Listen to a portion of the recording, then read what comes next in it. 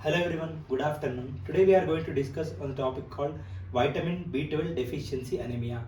Vitamin B12 is also called as cyanocobalamin. Cyanocobalamin. This cobalamin part is very important. Vitamin B12 is also known as cyanocobalamin. Deficiency of vitamin B12 is called as vitamin B12 deficiency anemia. It results in an anemia called vitamin B12 deficiency anemia.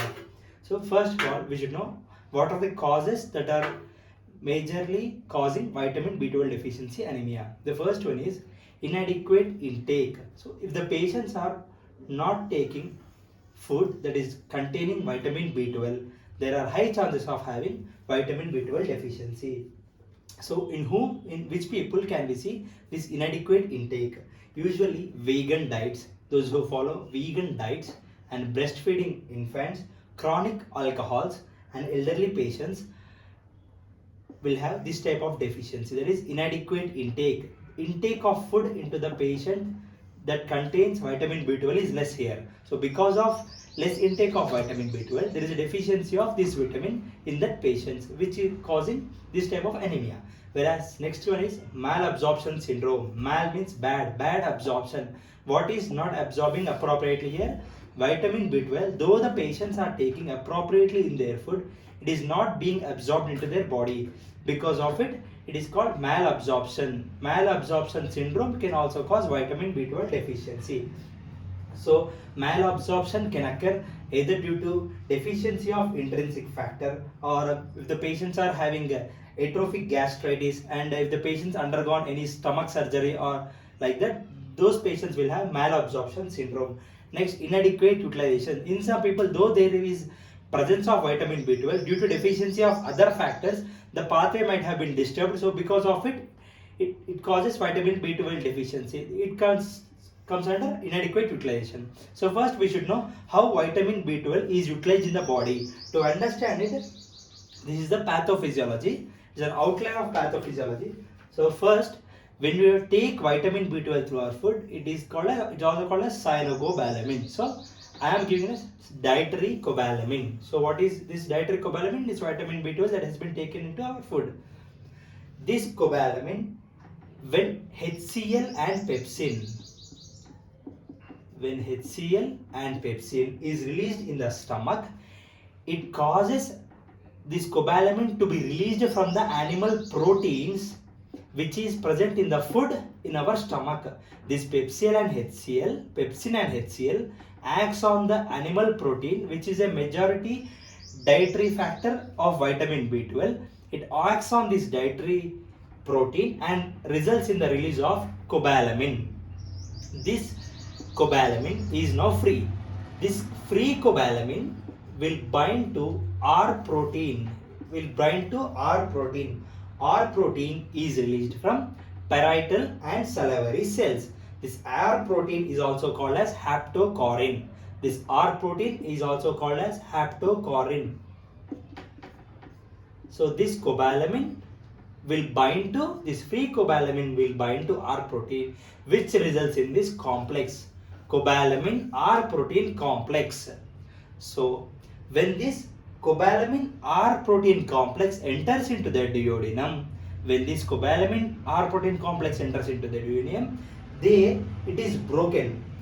Thus breaking is called as degradation. Once it is degraded, we'll have a free cobalamin. So what is the need for forming a complex? This complex is formed just to transport this dietary cobalamin into intestine. So once this free cobalamin is present in the intestine, there is a factor called intrinsic factor.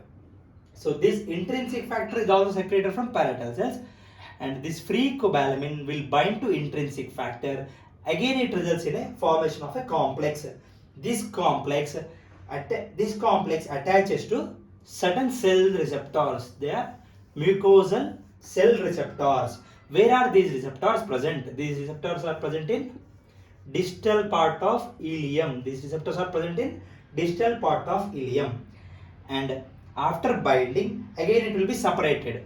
This intrinsic factor is discarded and this cobalamin will be utilized. How it will be utilized? This cobalamin, this free cobalamin, after this complex will be breaking, after breaking of this complex, free cobalamin will be formed. That free cobalamin will bind to transcobalamin. This transcobalamin, trans is transporting. What is it transporting? It is transporting cobalamin, just like transferrin which transports iron. This transcobalamin transports cobalamin. So this free cobalamin, there are three types of transcobalamins, 1, 2 and 3. This 1 and 3 are usually present in circulation only, whereas this 2, transcobalamin 2, this free cobalamin will go and bind to transcobalamin 2. This is always present in circulation. This complex where that is transcobalamin bound to free cobalamin will be taken up by cells. Which cells? Where we require blood production, that is liver, bone marrow and other cells, wherever RBC production is profoundly observed. So this is the pathophysiology of vitamin B12 absorption and pathway that it enters into the body. So next, what will happen if there is insufficient vitamin B12 in our body? We will see two types of manifestations. So let me see, neurologic manifestations and hematologic manifestations. Hematologic manifestations means decrease in blood counts. When there is decrease in blood counts, the ability of blood to supply oxygen in the body decreases, because of which patient may feel fatigue, and due to decrease of this hematologic, that is RBCs, you can see pallor and all other symptoms related to decrease of blood. They are easily fatigable, easily irritable, and in some cases they will even have dyspnea, that is difficulty in breathing. Dyspnea, difficulty in breathing, is also visualized in these patients. And neurologic manifestations, major neurologic manifestation that is seen is paresthesia, and other manifestations include ataxia. Patients may have ataxia. Next thing is, so what are the goals of our treatment? What should be the goals of our treatment? There are three goals. So first one is, if the patient is already having these hematologic manifestations, we should reverse them. What should we reverse? We should reverse the hematologic manifestations. After reversing these manifestations, in our body there will be stores of vitamin B12, just like stores of iron are present. Vitamin B12 is also stored. After reversing these manifestations, we should also make sure that the stores are replaced in our body. So we should reverse the hematologic manifestations, we should replace the body stores, and we should prevent or resolution of neurological manifestations must be done. So to do this, we should give a treatment. So what is the treatment? Treatment is, we will be giving cyanocobalamin injections. So this cyanocobalamin injections, while there are, we can give it as oral route or intramuscular route.